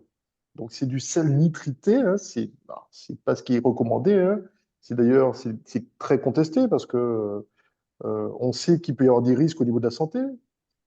C'est ce qu'on retrouve dans OK. le jambon, qui donne cette petite couleur rosée qu'on aime tant, parce que ça donne l'impression, vous savez, la couleur rosée du jambon, on pourrait ne pas la voir. Là encore, et c'est l'objet malheureusement de l'utilisation des colorants. Les colorants, comme leur nom l'indique, c'est juste pour donner de la couleur. Il n'y a aucun intérêt nutritionnel. Mais malheureusement, culturellement, on nous habitue à ce que ben, s'il n'y a pas Oui. cette petite couleur attrayante, rosier, ben, on n'achète pas. Alors que ça n'a aucun intérêt de conservation nutritionnelle ou autre. Donc voilà, c'est de bien comprendre que vous allez avoir, sur l'exemple, je reviens donc sur le poulet injecté, ben, vous allez avoir un produit. Vous êtes persuadé que vous achetez des filets de poulet congelés. Ah ben non. Et c'est pour ça que quand vous faites cuire, vous allez voir que ça commence à perdre beaucoup en eau. Je pense aux côtes de crevettes aussi. Vous achetez de très belles queues de crevettes congelées, ouais, surgelées. Et une fois que vous faites passer ça sur la poêle, ça commence à devenir tout rabougri, ça perd en volume, ben, simplement parce que là encore, on vous a vendu de l'eau au prix de la crevette, hein. Alors, Monsieur Donc, Gabriel, justement, j'étais en train de dire qu'on pouvait de temps en temps varier, prendre un peu de surgelé, même économiquement parlant, un peu de frais et un peu de... Et là, vous nous dites bien que le surgelé, oh là là. Bon, alors, alors, c'est pas tous les produits, mais là c'est ça. encore, c'est pour ça, c'est vraiment ce que vous devez retenir. C'est quand même le titre de cette conférence. Lisez les étiquettes alimentaires. Voilà. Donc, oui. Prenez le temps de regarder simplement. Et des fois, vous Mm. allez être surpris, hein. Vous allez être surpris de voir que, mais c'est marrant, vous l'injectez, mais c'est quoi ça? On est persuadé qu'on achète.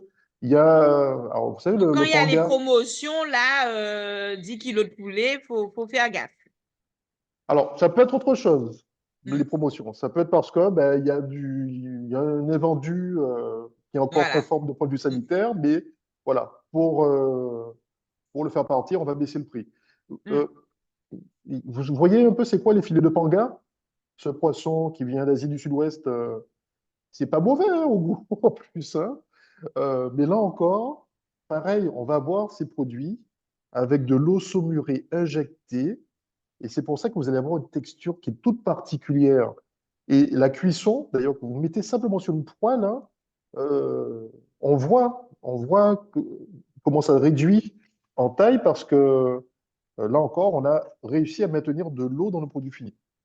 Vous voyez, l'intérêt, c'est-à-dire que vous avez une quantité de produits, mais on est capable de doubler, j'ai presque envie de dire, tripler le poids pour en vendre davantage. Ben, c'est pour la rentabilité. Sauf que vous, ben, vous achetez de l'eau, en fait. De l'eau, mais de façon inintéressante d'un point de vue nutritionnel. Mm. Tout à fait. Donc, effectivement, ça, c'était sur la partie surgelée. Il faut d'autant plus faire attention. Mais c'est vrai que souvent, les personnes utilisent aussi les produits, comme je disais, industriels pour un côté économique, souvent, hein. Donc, par exemple, oui, mais justement. Donc, le côté surgelé, par exemple, ça permet de conserver, si on a une famille de plusieurs personnes ou si on n'est pas beaucoup de personnes, de pouvoir conserver l'aliment. Voilà, donc c'est assez le côté pratique, voilà. Mais c'est Ben, vrai c'est que ça, dans ce c'est ça. voilà. C'est ça, Mais c'est vrai mais que, comme on disait, on va pas faire de notre aliment, de notre alimentation, une alimentation basée que sur ces produits-là. Mais c'est vrai que ça peut dépanner. bien Voilà, sûr, bien sûr. voilà. C'est là Donc, encore, hein, au moins, lorsque vous, parce que et moi le premier, hein, je vais varier mon alimentation, ben, on a la vie de tous les jours qui fait que de temps en temps, ben, on essaie de se faciliter la tâche, mais il faut faire attention à ce piège, hein. Je veux, sans vouloir culpabiliser personne, j'ai envie de dire, regardez simplement le temps que vous passez sur les réseaux sociaux c'est avec votre vrai. téléphone. Donc, c'est-à-dire qu'on n'a plus le temps, on n'a plus le temps de rien. Le On temps n'a est plus le temps mal de rien. réparti. Mais si on décortique la façon dont ce temps est utilisé, je pense, sans prétention, qu'il y a une partie du temps qu'on pourrait utiliser de façon plus intéressante. Tout Et à fait. donc, si une partie de ce temps où vous êtes là sur le téléphone à regarder des choses qui ne sont pas spécialement intéressantes, ben, prenez. En fait, le temps, c'est ce qu'on en fait. Euh, de reprendre l'habitude, on n'est pas obligé de le faire tous les jours, mais de cuisiner soi-même. On peut cuisiner des choses rapidement, simples, de varier. Vous pouvez portionner, c'est-à-dire faire des quantités qui vont vous durer la semaine, comme ça. Je peux faire ça le week-end et j'ai mes portions pour la semaine pour ma famille, pour mes enfants et moi. Enfin, il y a, il y a des solutions. Et vous voyez, hein, on est persuadé qu'on a acheté des produits pas chers, mais quand on décortique, vous voyez l'exemple que je vous ai donné où on a injecté de l'eau saumurée qui a gonflé le produit, qui a alourdi le produit et qui vous donne le sentiment ben, que vous en avez pour votre argent, finalement, mais ça coûte super cher. Si vous aviez acheté le produit sans cette eau rajoutée, ben, au final, ça aurait coûté plus cher. Ça aurait coûté plus cher. Donc c'est pour vous dire de bien faire attention parce que, comme on dit, hein, bon marché, bon marché quand coûte cher. C'est vrai, hein, on est persuadé qu'on fait des économies, mais en fait, les ingrédients sont de moins bonne qualité et surtout, bah, ça coûte cher à la santé. Tout à fait. Tout à fait, tout à fait. Il y a des choses à. Est-ce que vous voyez des choses à rajouter, des points à éclaircir qui, selon vous, voilà, encore une fois, on a parfois la population qui est dans des idées reçues. Et par rapport à vos pratiques, est-ce que là, vous voyez un élément qui serait important de rappeler pour que les participants sachent que au moment de faire les courses et de lire les étiquettes, qu'ils doivent vraiment être vigilants sur un point en particulier en dehors de tout ce qu'on a déjà vu? Mhm. Ben, alors, je pense à un exemple comme ça qui me vient à l'idée. Allez, une boîte de grains de maïs, une boîte de conserve de grains de maïs. Est-ce que vous saviez qu'on pouvait y retrouver du sel, pardon, du sucre rajouté? On peut rajouter du sucre rajouté. Et alors moi je me suis amusé à comparer deux boîtes chez un distributeur de grains de maïs. Ben, il y en a une effectivement qui était plus chère que l'autre, mais celle qui était moins chère, on y a rajouté du sucre. Et Mm. je trouve que c'était une quantité qui était quand même quand on achète du maïs en grains, c'est pas pour, c'est pas pour qu'on consomme du sucre, hein, C'est mais on y ça. rajoute. Mais en fait, et au final, si je devais retirer la partie, comment dire, euh, la partie sucre de ce produit transformé, hein, euh, ben, il me revient plus cher que l'autre. Donc, ce qui paraît être moins cher parce qu'on y a rajouté du sucre, Si je devais prendre que la partie maïs, ben finalement, le plus intéressant, c'est celui auquel on n'a pas rajouté de sucre. Pour le porte-monnaie, hein, je ne parle même pas pour la santé, hein, pour le porte-monnaie. Donc, vous voyez, et c'est là où on se fait des fois avoir parce que on regarde boîte de maïs, allez, ah ben, moins cher, c'est des grains de maïs dans les deux. Parce que vous n'avez pas regardé. Vous n'avez pas regardé les étiquettes. Et si vous avez regardé, vous avez dit, ah ben tiens, il y en a un qui n'est pas pareil. Pareil, quand vous achetez des steaks hachés, vous verrez que le pourcentage de matière grasse varie de, de certains steaks à d'autres. Oui, tout à Mieux, fait.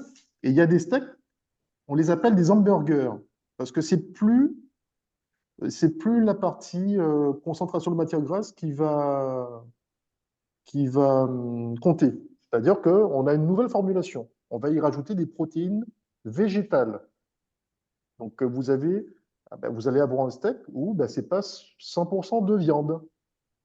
C'est-à-dire, il y a des steaks où ce sera 100% de viande avec 5% de matière grasse, 15% de matière grasse.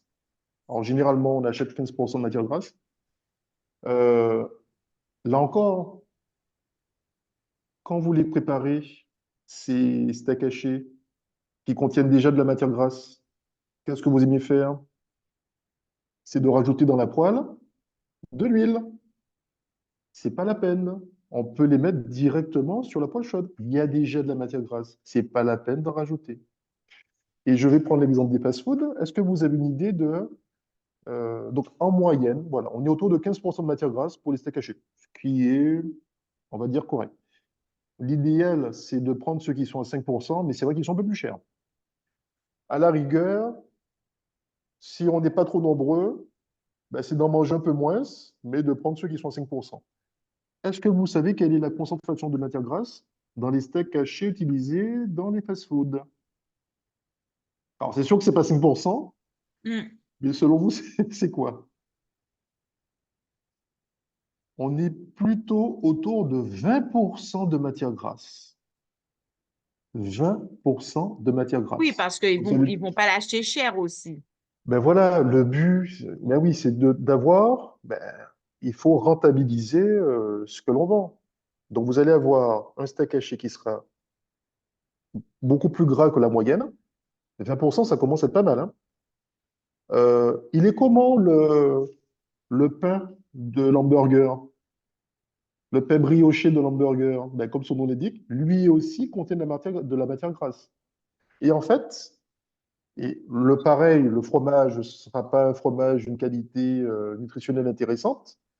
Euh, Entre le pain, le fromage, le steak et toutes les sauces qui vont être ajoutées, vous allez avoir une sorte de bombe calorique extrêmement énergétique et que si vous aviez fait vous-même chez vous avec un pain sans matière grasse, avec un steak moins riche en matière grasse, etc., pour avoir un produit quasiment similaire, vous pourriez diviser par deux, voire par trois, la quantité de matière grasse. Vous voyez, là encore, c'est vraiment sur des petites choses très simples euh, où on peut jouer vraiment sur cet apport calorique.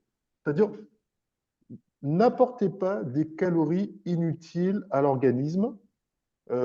C'est-à-dire que ça, vous n'en avez pas besoin et vous pourriez très facilement remplacer par des produits plus simples d'un point de vue calorique. Alors, en fait, nous vous remercions. Donc là, nous arrivons quasiment à la fin de notre visioconférence. J'ai pas eu de questions dans le chat. Du coup, je souhaiterais savoir si les participants ont des questions à poser à nos professionnels. Est-ce que parmi les participants, il y a des questions? Ah, il y a quelqu'un qui lève la main, non? Alors, tac, tac. Non, Alors, c'est moi qui ai mal. non, j'ai personne Ouais. pour l'instant. Non. Eh ben, ça veut dire que c'était clair. Tant mieux, tant mieux, Alors, tant mieux. juste pour un peu résumer, sur Ah oui, cette... Oui, complexe, ouais. J'ai bien Oui, en eu. fait, Oui, sur Ouais, cet exemple-là, hein, voilà. juste rapidement, vous savez, ah, ça c'est génial. Oui, Euh, le... les boules de maïs au miel, le muesli. voilà, Alors, c'est ça. muesli, alors c'est toujours pour 100 grammes hein, lorsqu'on présente une valeur énergétique, hein. Mm. Alors, 409 kilocalories pour 100 grammes, c'est pas mal, hein? C'est pas mal. Et en fait, bien évidemment, moi, je ne vais pas du tout conseiller ce type de produit. C'est, moi, j'appelle ça Mais de oui, la, c'est des bonbons, en fait. Pour je moi, c'est suis comme si d'accord. vous mettiez dans votre lait des bonbons. Et en fait, on vous dit, ah oui, ça, c'est, ils aiment bien afficher riche en vitamines, riche en fibres, riche en sels minéraux, en fer, en oligo-éléments. Mais on va jamais vous dire extrêmement riche en sucre et en matières grasses saturées. Ça, c'est ce qui Voilà, devrait être marqué en gros. Et c'est pour ça. avoir des fruits dans ce type de... Alors, même le terme de céréales me dérange pour ce type de produit. Ben, ce sont des fruits qui vont être ben, traités, c'est-à-dire qu'il faut les déshydrater énormément. Il faut faire de l'enrobage avec de la matière grasse pour les conserver. Et en fait, c'est des bonbons. C'est des bonbons. C'est-à-dire, vous êtes persuadé que vous prenez un petit déjeuner équilibré en mettant ça dans votre lait, pour ceux qui le font. Mais en fait, c'est du sucre rapide, de mauvaise qualité, en grande quantité, avec de la matière grasse contenant des acides gras saturés. Donc, et bien évidemment, vous rajoutez en plus du sucre si vous mettez ça dans du lait. Donc, vous voyez, très rapidement le matin, on peut partir avec un petit déjeuner extrêmement riche en sucre. Et à midi, vous allez prendre votre soda de 50 centilitres et il y aura un encas avec autre chose de sucré. Donc voilà, on va dépasser la quantité de sucre et de sel dont le corps a besoin. Et en plus de ça, vous savez que parfois ils mettent du muesli dans le lait, ils rajoutent chocolat et sucre hein, en plus, hein. C'est ça. Et on a vu que le chocolat, c'est déjà du sucre. On peut Oui, rajouter du sucre. Vous rajoutez ces céréales qui sont déjà sucrées, donc vous rajoutez du sucre au sucre au sucre. voilà, c'est ça. Et c'est voilà, c'est Le ça. pancréas aussi, hein, on Ben, le voit, hein, maintenant les personnes sont diabétiques de plus en plus jeunes. je trouve ça horrible. Je Oui, veux dire, quand j'ai fait des études, on a appris que ben, le diabète de type 2, c'est le diabète de l'adulte. oui. Alors, quand vous avez des gamins qui font du diabète de type 2, et on a un problème. On a un problème. Mm. D'accord. Alors, Voilà. est-ce qu'il y a des questions? Alors, non, je ne vois pas de questions. Alors, il y a Claudine qui nous dit Merci merci beaucoup, Claudine. très bonne conférence. Ah, sympa. Vous voyez le message? Donc, merci Claudine. Comment? Euh, C'est dans le j'ai- chat. Ah, ok. Voilà. Donc, ben, nous vous remercions beaucoup. Donc, en conclusion, moi, j'ai noté donc, que la lecture des étiquettes est très importante dans, ben, du coup, dans la nutrition, dans ce qu'on va apporter au corps, qu'on se base toujours sur la valeur de 100 grammes pour l'aliment, qu'on essaye d'éviter d'acheter pardon, des jus de fruits dont la consommation dont la Concentration. valeur est supérieure à 12 grammes. Donc, Madame Laurent, des étiers nutritionnistes, nous disait en fait, que ça correspondait à la valeur d'un fruit, que la consommation de sel était vraiment importante chez nous, qu'on doublait, je crois, ou qu'on presque triplait la valeur de base. Donc, Madame Laurent préconisait d'éviter de saler les aliments comme les féculents et les légumes, mais de plutôt de réserver l'utilisation du sel lors de l'assaisonnement, donc soit dans les sauces ou dans les protéines animales, de faire attention aux acides gras saturés sur les produits, notamment les biscuits, et qu'il fallait que cette valeur soit à peu près, si je ne me trompe pas, un tiers de la valeur totale. C'est ça? Oui, Voilà, minimum, maximum, maximum. Hmm. maximum. Voilà. Donc, de privilégier les biscuits aussi qui contenaient des fibres parce que c'était beaucoup plus intéressant pour l'organisme. De faire attention aux additifs, donc les fameux E, etc. Que plus la liste est longue et plus le produit est transformé. Et que voilà, que l'utilisation du sucre n'était pas obligatoire, qu'il y avait des alternatives et que ce n'était pas parce qu'un produit est naturel qu'il n'est pas dangereux, dixit Monsieur Gabriel. Donc, je pense qu'on a fait à peu près le tour. J'espère que j'ai plus ou moins bien résumé. Oh, Euh, oui, Oui, très d'accord. bien, non, très très bien. bien, très Ok, bien. merci. Donc, en tout cas, on vous remercie beaucoup. On remercie les participants. On rappelle que c'est une action qui s'inscrit dans le cadre de notre programme et que la mutualité française, ben, en fait, présente, est vraiment un acteur en termes de prévention et qu'on déploie beaucoup d'actions sur le territoire. Donc, aujourd'hui, ce soir, c'était la visio-conférence sur la lecture des étiquettes, mais tout au long de l'année, nous déployons nos actions sur la nutrition d'une manière générale.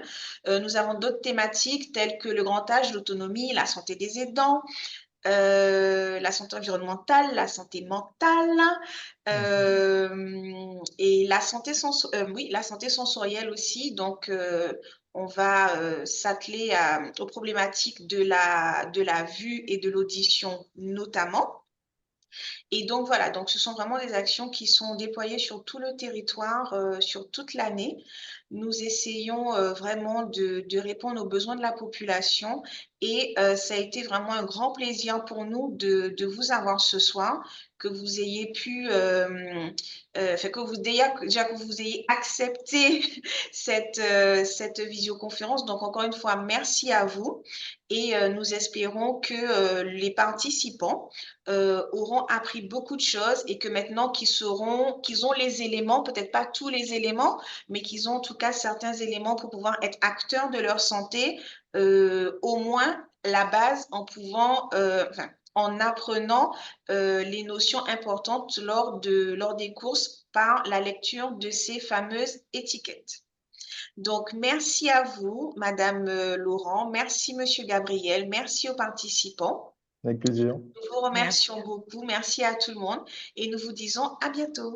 Merci, Merci, bonne à soirée. bientôt. Bonne soirée. Au Au revoir. revoir.